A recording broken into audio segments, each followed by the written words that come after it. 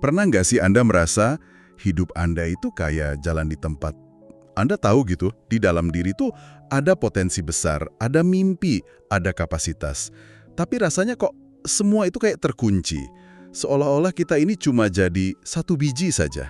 Disimpan aman, tapi ya nggak pernah benar-benar hidup dan bertumbuh. Itu perasaan yang umum banget dan sebenarnya sangat manusiawi ya. Kita semua kan pengennya aman, tapi di sisi lain kita juga rindu buat bertumbuh. Nah, seringkali dua hal ini rasanya kayak bertentangan. Tepat. Dan hari ini kita mau bahas sebuah prinsip pertumbuhan yang jujur aja kedengarannya aneh. Bener-bener kebalikannya intuisi kita. Prinsipnya tuh gini, untuk bisa benar-benar hidup dan menghasilkan sesuatu, kita justru harus mati dulu. Kita akan coba gali makna dari satu ayat di Alkitab, Yohanes 12:24, dan kita lihat beberapa terjemahannya biar makin kaya pemahamannya. Misi kita hari ini adalah membongkar analogi biji gandum ini untuk nemuin kunci pertumbuhan pribadi dan spiritual yang mungkin selama ini Anda cari. Ini analogi yang kuat banget karena ini menyentuh inti dari siklus kehidupan, pengorbanan, dan hasil yang berlipat ganda. Yang bikin menarik itu gimana ide tentang kematian, sesuatu yang naluriah kita hindari kan, justru disajikan sebagai sesuatu yang produktif, bahkan esensial. Ini bukan cuma soal pertanian, tapi ini soal paradoks ilahi. Kehancuran bentuk yang lama itu syarat mutlak buat kelahiran kehidupan yang baru dan jauh lebih berlimpah. Logika kita kan bilang jangan sampai hancur. Tapi di sini justru dibilang kamu harus hancur dulu. Oke, kita mulai dari masalahnya dulu ya. Dari kondisi yang digambarkan sebagai tetap satu biji saja. Saya coba bayangin sebiji gandum disimpan di dalam lumbung. Aman banget ya. Nggak kehujanan, nggak keinjak, bentuknya sempurna, mungkin malah berkilauan. Tapi, ya cuma itu. Potensinya untuk jadi sebatang gandum yang menghasilkan ratusan bulir baru, itu terkunci rapat di dalam cangkangnya yang keras. Dia ada, tapi nggak ada dampaknya. Dan ini relevan banget sama pengalaman kita ya kan.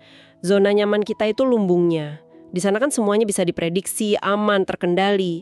Kita bertahan di sana, pegang erat-erat kebiasaan lama, ego atau cara pandang kita. Karena ngelepasin itu semua rasanya menakutkan. Tapi kan aman itu enak. Apa yang salah sih dengan memilih buat tetap aman di lumbung? Wajar dong, kita kan menghindari risiko dan rasa sakit. Tentu wajar banget. Tapi ayat ini nunjukin ada harga yang harus dibayar untuk keamanan absolut itu. Coba kita lihat frase kuncinya di beberapa terjemahan. Versi terjemahan baru sama Alkitab yang terbuka itu bilangnya sama. Ia tetap satu biji saja. Nah, versi terjemahan lama sedikit beda. Tinggallah ia sebiji juga.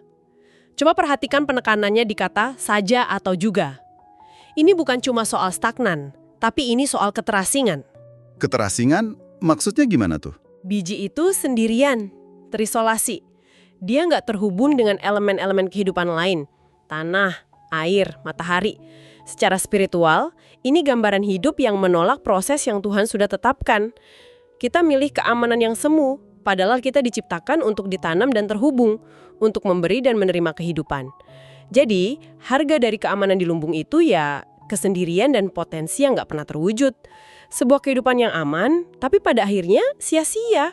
Karena nggak berdampak buat siapapun, bahkan buat diri kita sendiri. Itu kayak punya bakat musik luar biasa, tapi nggak pernah mau tampil karena takut dikritik. Bakatnya ada, tapi terkunci. Aman, tapi sunyi. Wah, gambaran biji gandum yang aman tapi sendirian di lumbung itu kena banget. Tapi kalau kita ngerasa kejebak di sana, gimana cara keluarnya? Nah, disinilah ayat itu menawarkan sesuatu yang, jujur, kedengarannya agak ngeri. Solusinya adalah, biji itu harus jatuh ke dalam tanah dan mati. Bukan cuma dipindahin, tapi harus lewat proses yang kedengarannya kayak kehancuran. Betul. Dan proses ini bisa kita bedah jadi dua langkah yang krusial banget, dan dua-duanya ini melawan insting kita. Langkah pertama, jatuh ke dalam tanah. Ini bukan kecelakaan atau tindakan pasif loh. Ini sebuah keputusan sadar untuk merendahkan diri, untuk melepas status.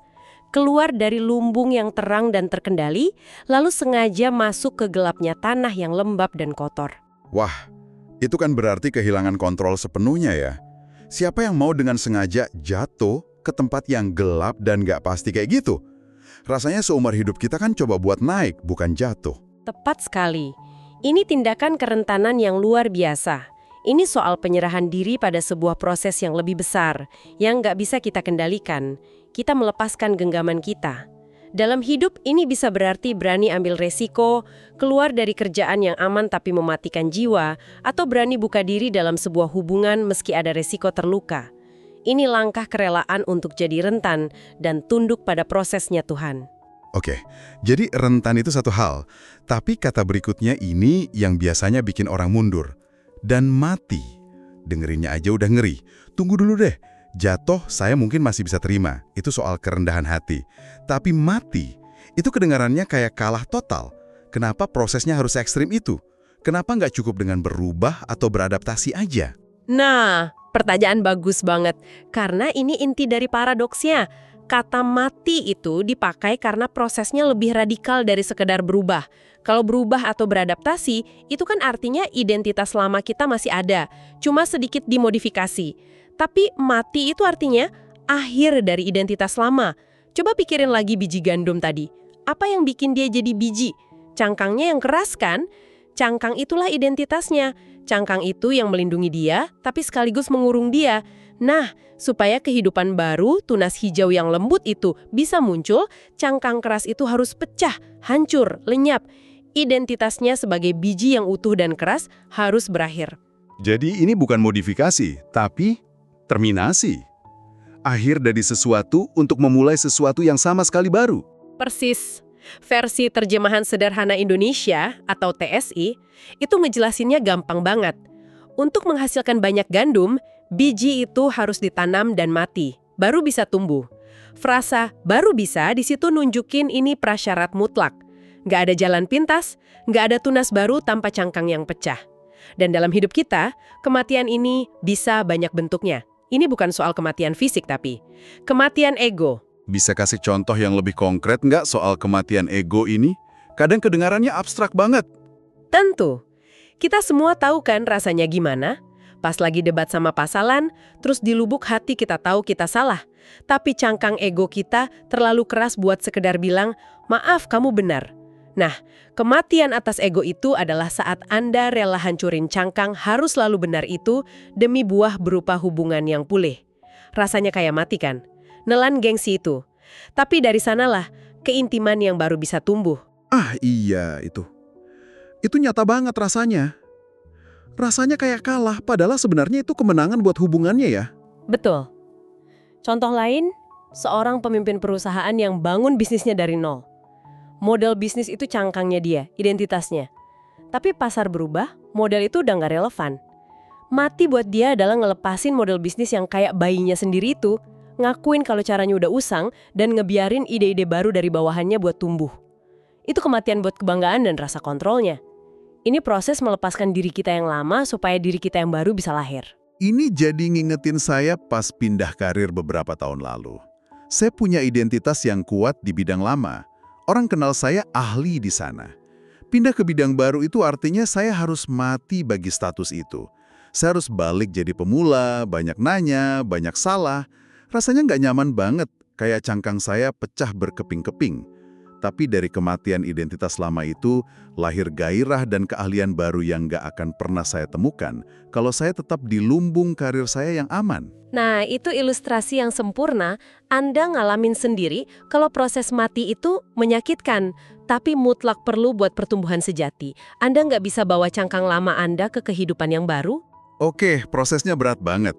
Jujur, kedengarannya menyakitkan dan penuh kerentanan. Jadi, apa imbalannya? Sepadan nggak dengan semua kehancuran itu?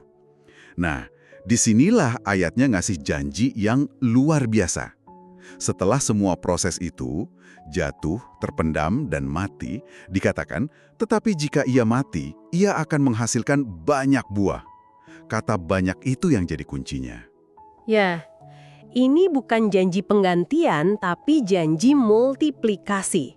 Kalau 1 untuk 1 ya nggak sepadan, tapi 1 untuk 100 atau 1000, itu mengubah segalanya. Ini adalah ledakan kehidupan yang terjadi setelah penyerahan diri. Contoh musisi tadi yang akhirnya rilis lagu setelah mematikan rasa takutnya akan kritik, itu pas banget. Dari satu biji yang rela mati, lahirlah buah berupa lagu yang memberkati ribuan orang. Tapi kayaknya buah ini bukan cuma soal pencapaian karir aja ya. Sama sekali bukan. Seringkali buah yang paling berharga justru sifatnya internal dan relasional. Bayangin seseorang yang mendam kepahitan bertahun-tahun sama orang yang nyakitin dia. Kepahitan itu cangkang keras yang ngelindungin dia dari rasa sakit, tapi juga ngurung dia di penjara amarah. Mati buat dia adalah milih untuk ngelepasin haknya untuk marah, untuk maafin orang itu. Prosesnya luar biasa sakit. Kayak nyabut sesuatu dari dalam diri. Benar. Tapi buahnya, pertama, kedamaian batin yang nggak ternilai, yang nggak akan pernah dia rasakan selama meluk kepahitan. Kedua, dan ini yang luar biasa, pengampunannya bisa memulihkan nggak cuma satu hubungan, tapi mungkin seluruh dinamika keluarga. Dari satu tindakan mati bagi kepahitan, bisa lahir buah berupa rekonsiliasi yang dinikmati banyak orang. Dan yang menarik, janji multiplikasi ini konsisten banget di semua terjemahan yang kita lihat. Versi TB, AYT, MILT, semua pakai frasa menghasilkan banyak buah. TL dan Shelaber pakai berbuah banyak. Ini nunjukin kalau prinsip ini fundamental. Dan sepertinya, buahnya itu seringkali bukan untuk kita nikmati sendiri ya. Musisi itu bikin lagu buat orang lain, orang yang memaafkan itu bawa damai buat keluarganya. Jadi mati bagi diri sendiri justru bikin kita lebih hidup bagi orang lain. Tepat sekali. Itulah inti dari paradoks ini. Saat kita hidup sebagai satu biji saja, fokus kita itu pelestarian diri. Semua energi dipakai buat jaga cangkang biar nggak pecah. Tapi saat kita rela mati, energi kita dilepaskan untuk menghasilkan sesuatu yang memberi kehidupan bagi orang lain. Kehidupan yang kita dapat kembali setelah kita merelakannya selalu jauh lebih besar, lebih kaya, dan lebih berdampak daripada kehidupan yang kita coba pertahankan mati-matian buat diri sendiri. Jadi kalau kita rangkum ya, logika Tuhan di Yohanes 12:24 ini benar-benar kebalikannya logika dunia. Kita disuruh jatuh untuk bisa bertumbuh, disuruh hancur untuk jadi utuh, disuruh mati untuk benar-benar hidup. Prosesnya dimulai dari sadar kita stagnan sebagai satu biji saja, lalu berani melewati proses jatuh dan mati yang menantang, lepas kontrol, ego, identitas lama, dan puncaknya adalah hasil yang melimpah, yaitu menghasilkan banyak buah, yang bukan cuma buat diri kita, tapi juga buat dunia sekitar kita. Ringkasan yang bagus banget, ini sebuah undangan untuk berhenti hidup aman di lumbung dan mulai berani ditanam di ladang Tuhan. Dan ini membawa kita pada sebuah pertanyaan refleksi yang penting untuk Anda renungkan secara pribadi setelah percakapan kita ini. Silakan. Sekarang, setelah mendengar semua ini, coba tanyakan pada diri Anda dengan jujur.